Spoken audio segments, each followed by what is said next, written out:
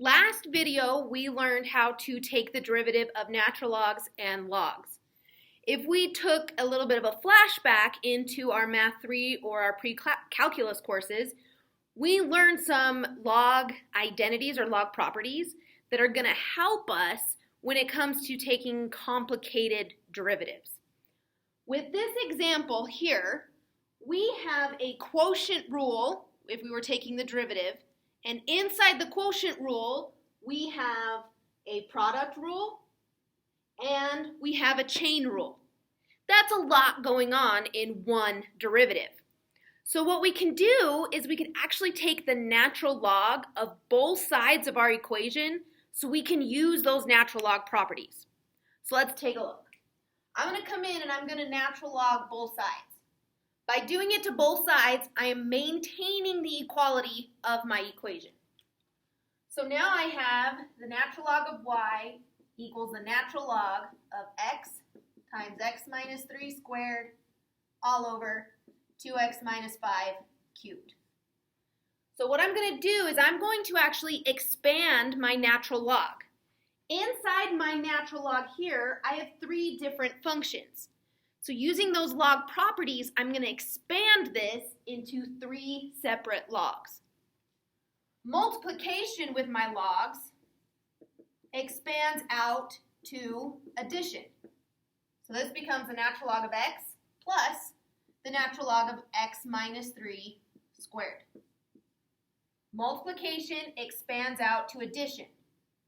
Division expands out to subtraction.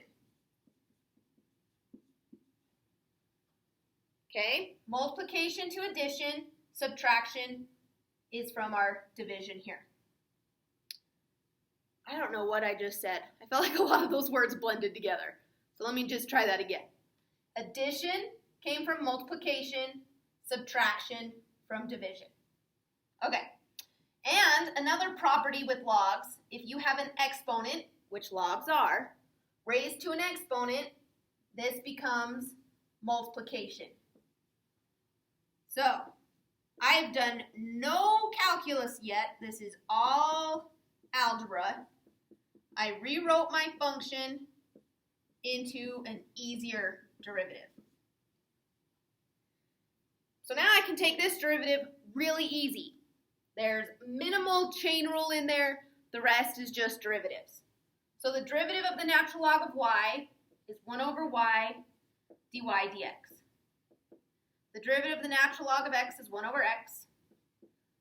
The derivative of 2 natural log of x minus 3 is 2 over x minus 3 minus 3 over 2x minus 5 times 2. So I'm going to multiply that to equal 6. And then what's happening here is we're left with this 1 over y. So I'm actually going to move that over so I can get dy dx by itself. So I'm going to multiply everything by y.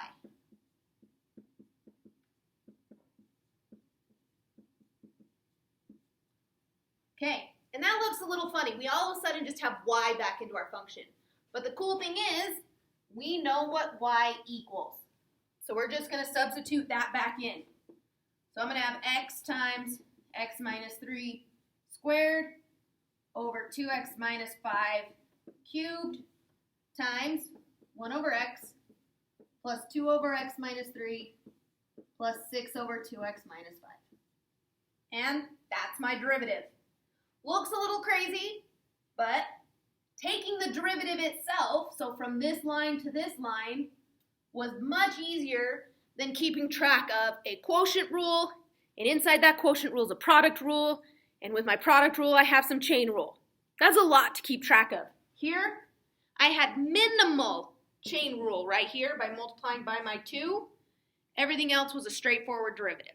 And then a little bit of algebra at the end. Okay, so in this case, I had to apply my natural log, which is why I had to come back and multiply by y at the end. In this example over here, it's already a natural log function, so all I have to do is apply those properties and take my derivative. So here, this is the same as the natural log of x cubed plus the natural log of x minus 1 squared minus the natural log of x minus 5 to the 4th.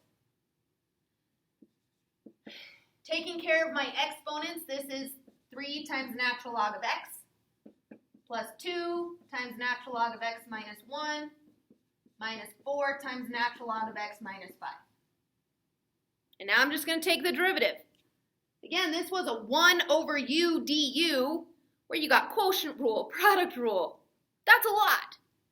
But now, my derivative, dy dx, equals 3 over x plus 2 over x minus 1 minus 4 over x minus 5. And I'm done. Good luck.